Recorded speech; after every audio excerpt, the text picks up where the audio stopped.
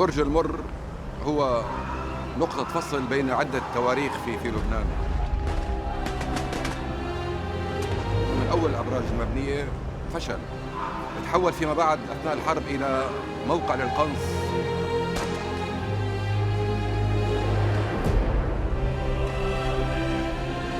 إلى نقطة تماس بين شعبين، بين بلدين، بين منطقتين. بعرف ايام اللي كان عمري 17 18 كان يقنصوا منه، يعني بيطلع على 6 7 شوارع في قتل، في معارك كان يصير من هناك. يعني كان اخطر شيء برج المر يقنص كل الشوارع الحمراء شمال يمين، يطلع اشرافيه، كان مشهور بالتقنيص.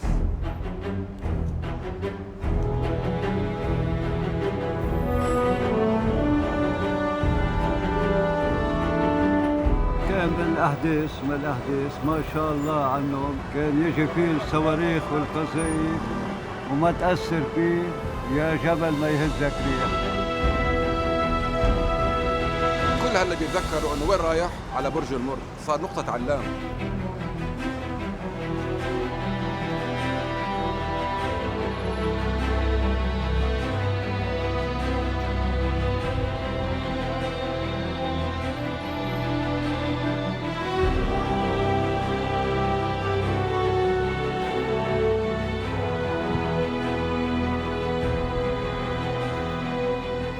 برج المر اول ما يعني بوعى برج المر كان عم يتعمر، يعني انا بلش بال 77 بلش شوفه، كنت اطلع فيه شوفه عم يتعمر كيف بالونش، انه استغرب شو هالسرعه هيدي بالبطون، بتعرف قطع حروب وظروف. بعده برج المر اللي هو اللي انا شفته من ال 76 فيك تقولي، وبعده مثل ما هو. ايه بتذكر قديش كان ياكلها قصف، بس حس هيك اطلع فيه واضحك انه بعده صامت لبل. يعني كان تجيني الجرأة لما تطلع القذيفة اعرف من الصوت اجت فيه، اجي اطلع شو بدي اشوف باي طابق اجت، تلحقوا الثانية هون ما بقى استرجي قرب.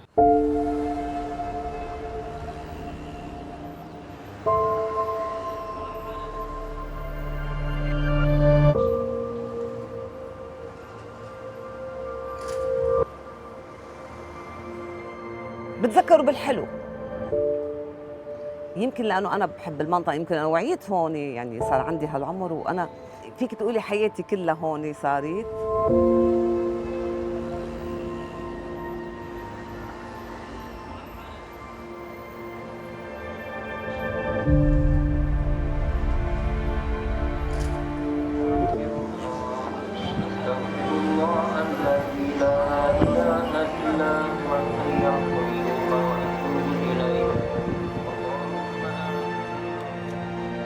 هو برج المر تعمر بعد ما كان في بداية الحرب وقفته، الحرب اللي خلت ناس وناس تفوت عليه وفلوا الناس.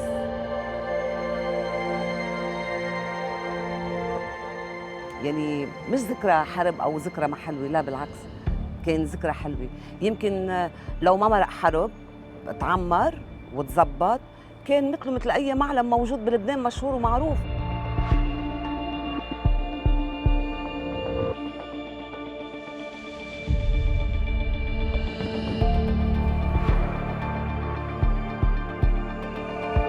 يمكن في خلافات عليه دائما الشغله، يمكن الشغله المهمه والحلوه بصير في خلافات عليها. هلا ليش نحن ما بنعرف.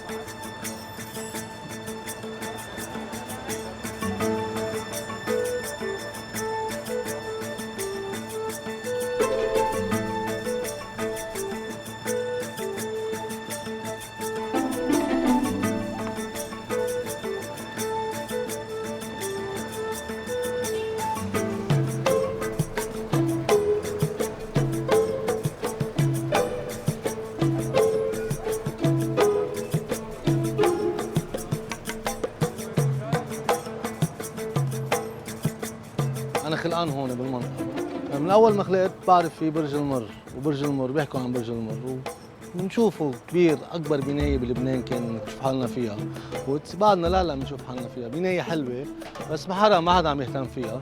بيقولوا كان عالم تيجي تقعد بقلبها وتطلع عليها، بس كنا ما نشوفه نحن. نجرب كذا مره ننزل نطلع لها ما يخلونا، يقولوا لنا لا ما فيكم، وبعد ما فيها عالم وبعدها ما فيها شيء يعني. نجرب نركض نعربش عليها يعني نشوف نستكشف بقلبها ما يخلونا، ويكون في كثير ناس بعد تحت يعني في كان ساكنين بقلبها ناس ما يخلونا نطلع لها. وارجع اطلع على البيت لو اطلع فيها وضلني يعني هيك اتامل فيها وشوفها وجرب اطلع يعني شي نهار هيك بحلم انه اطلع عليها هيك انه مثل حلم يابا طلعت على برج المر وشفت برج المر وما ساقبني هالشعور.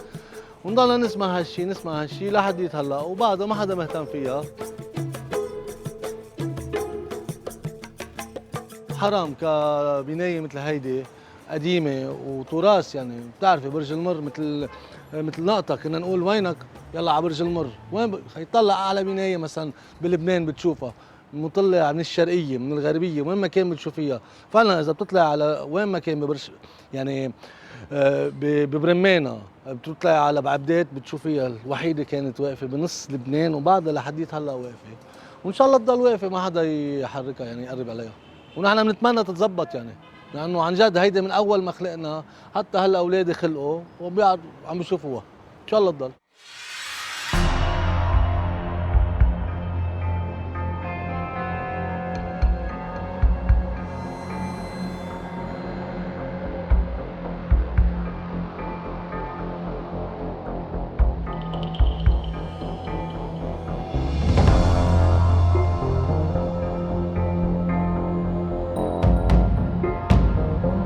كل شيء كان في بيقولوا كان في فارماسي تحتها وكانوا دكاكين حدها وكان سوريا قعدوا فيها كمان اشتراكيه ما بعرف اذا اشتراكيه بس بعرف سوريا انا وهلا الجيش اللبناني قاعد فيها لانه ما حدا عم يهتم فيها.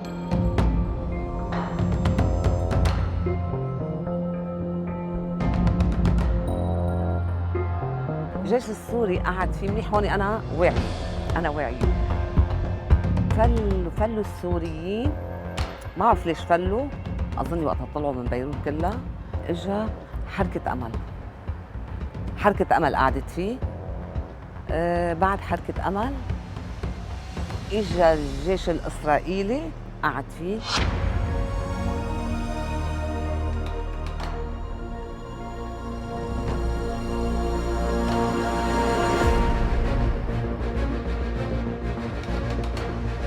بابا نسترجي نطلع ببرج المر.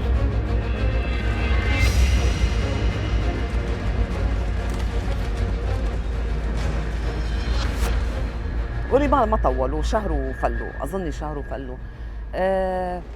بعدهم اجوا يا الطليان يا الفرنساويه عملوا مثل مهجرين مدوا اساطر مي وقعدوا باول والثاني والثالث. بعد منها ما بعرف ليش فلوا. بعد منها الجيش اللبناني اللي اجى. الجيش اللبناني اجى لبيروت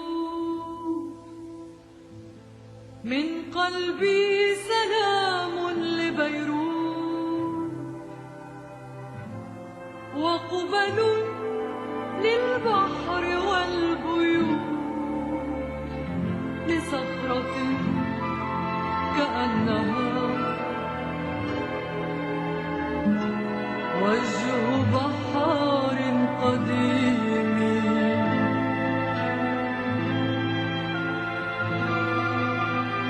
هي من روح الشعب خمر هي من عرقه خبز وياسمين فكيف صار طعمها طعم نار ودخان. في ناس خلقوا وهذا المبنى بشوفوه قدامهم، وفي ناس يعني عم بيقولوا مثلا عمره 40 سنه خلق المبنى قدامه. اللي عمره 60 سنه. المبنى تعمر بس هو جزء من من تاريخه او من حيلا حدا بالحي اللي ساكن فيه. اذا بيتغير حيلا شيء بس انه ما تدقوا بالحيط، ما تشيلوا هذا، انه ما كل عمرنا كنا نقعد هون وكنا نكتب مش عارف. الاشخاص اللي معلقين هالقد او هالقد بيعني لهم برج المر هن لان ساكنين حوالي وجزء من النسيج العمراني تبعهم.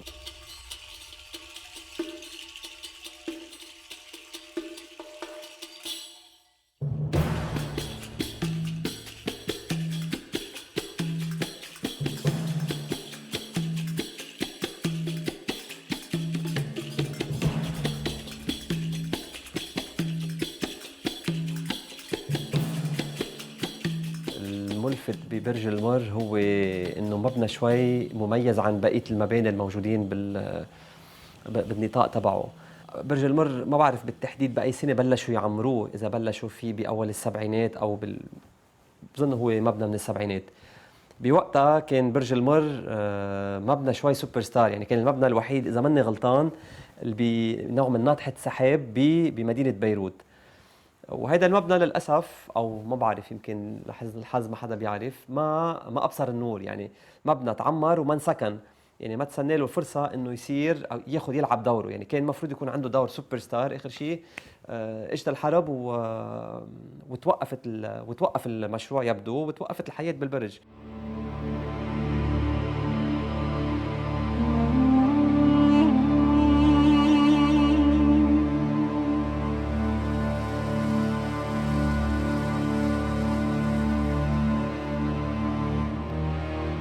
كان المفروض يكون بناية عادية، المفروض تميز مدينة بيروت، أو يمكن تكون بوقتها لنقول بالسبعينات النمط أو الموديل اللي المفروض البنايات بالمنطقة هونيك مثلا تلحقه. يعني بنعرف اليوم إنه مثلا ناخذ الواجهة البحرية، بكذا محل بالواجهة البحرية عم يطلعوا بناطحات سحاب.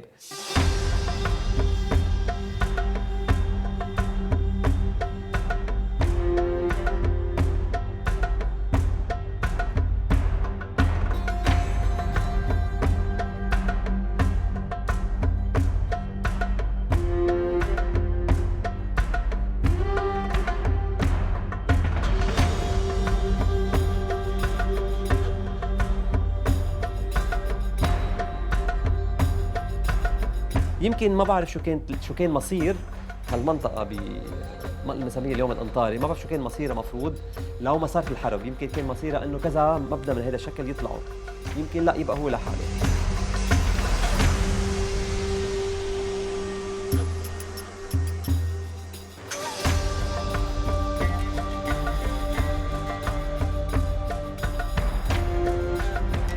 لنقول بعد شو بعرفني 500 سنه، انه اذا نشوف مثلا بعد علماء الاثار بعد 500 سنه، شو حيلاقوا بهالمكان؟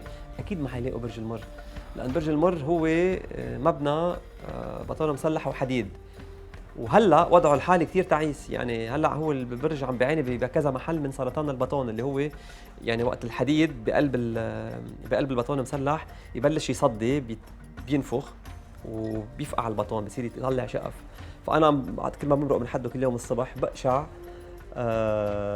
انه في اجزاء من البطون من كم شباك يعني في صدي وقاب على برا. فبرج المر لان منه مسكون، لان ما عنده واجهه تغلفه، ما عنده دهان، ما عنده واجهه ازاز، هو عرضه للعوامل الطبيعيه. ومدينه بيروت مدينه رطبه كثير وقريب للبحر، رطوبه مالحه اكثر، فالصدي بيصير اسرع. فبرج المر اساسا وضعه استثنائي غير عن بقيه المباني، انه لانه مهجور حيتحلل بين هلالين او حيتفتفت او حيتدمر بسرعه اكثر. وبلشت البروسس، يمكن مش بعد 500 سنه، يمكن بعد 50 سنه برج المر يضطروا يهبطوه عمدا اذا ما تداركوا الوضع. اذا بقي وانسكن وعاش 100 سنه لقدام مش حيعيش اكثر، لان البطون حياته قصيره.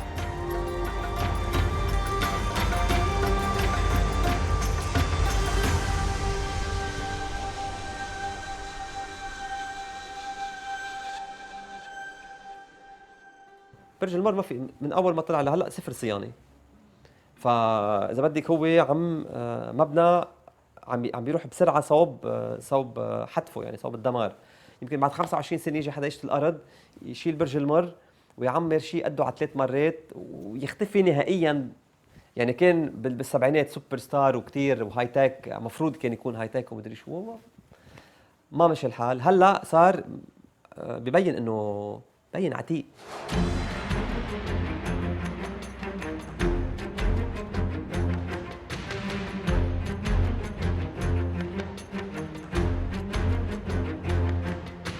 انا شخصيا بيزعجني اكون بمدينه مثلا فيها نسيج عمراني قديم، فجاه بيطلع فيها مبنى ما لا بيحترم لا المباني اللي حده ولا السياق الطبيعي تبع التطور العمراني بالمدينه. مثلا بيجي مبنى على نمط مثلا برج المر،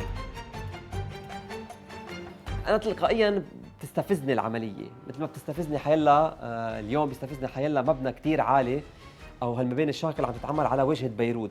لان انا شو بفكر، وجهه بيروت هي مش للي جاي بالباخره بده يشوفها، وجهه بيروت هي اللي بتفوت هوا. هو واجهه مدينه بيروت محل ما بفوت الهواء الغربي كل يوم على سكان بيروت، بغيروا الهواء الوسخ. بيقدروا يقشعوا. يعني سكان بيروت اليوم شو حيقشعوا؟ حيقشعوا شبابيك، حيقشعوا حيط كله طواق حمام وغسيل منشر تبع على البلاكينه الخلفيه تبع البنايات اللي هي سوبر المفروض تكون جميله من الوجه البحري.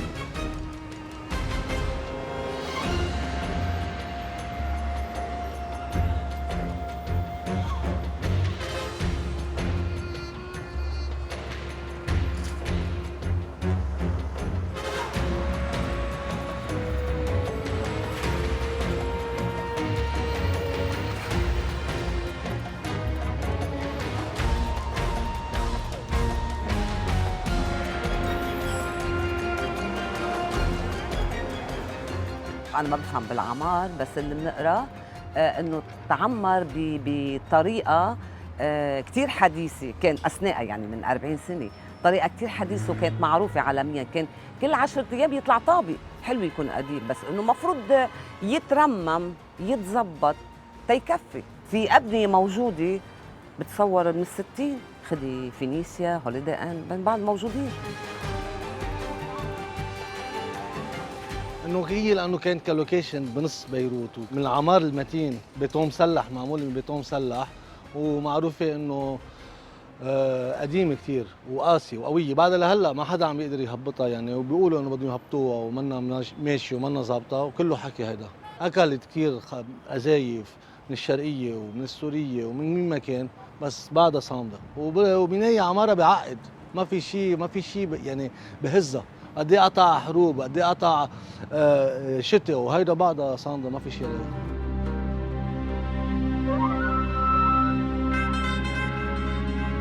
بالذهنيه او اذا بنقول باللاوعي تبع سكان بيروت اللي بقيوا ببيروت، هن هو مربوط بالحرب. يعني خلصت الحرب ما تغيرت الصوره، لان بعده ما انسكن او ما ترمم. بعدنا بنشوفه اليوم للمبنى اعزل وحتى اليوم مركز عسكري حاليا، ما بعرف اذا كله او قسم منه.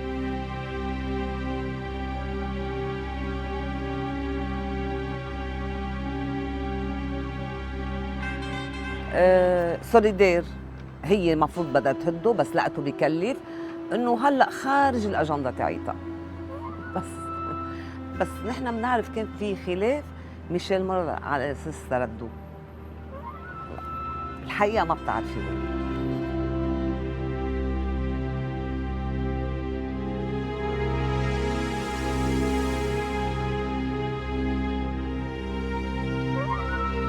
يعني اذا بنحكي نسال اليوم نحن العالم ببيروت، بالنسبه لهم برج المر مصيبه. مش مصيبه لان شو بيشوفوا اخر همهم، بظن انه شو عم يقشعوا، او مبنى مش مدهون، او مبنى مش مسكون، او مش مأهول، او مبنى شبح. المصيبه هو انه بذكرهم، وكلنا بنعرف يعني مش بحاجه نعمل، انه بذكرهم بالحرب الاهليه.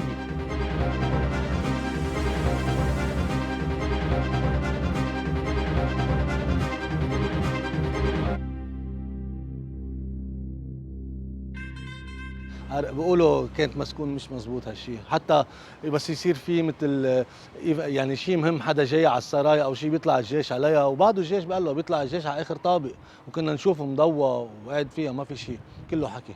لا كله حكي. كل عمره مطفي، ليه شكله بخوف. في مناطق كثير ببيروت وبلبنان كلها اوتوسترادات مطفيه.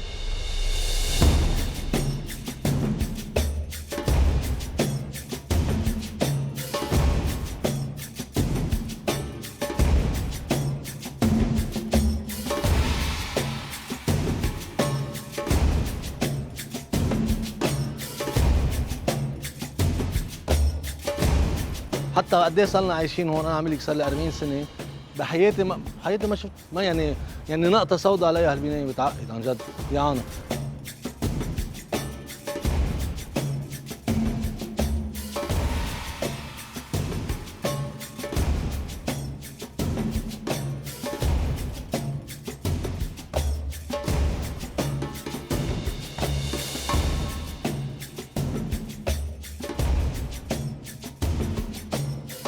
في انا بقول ذكرى حلوه لانه صامد، والا كانت هدم راح، مثله مثل اي قطع، مثله مثل اي شيء راح.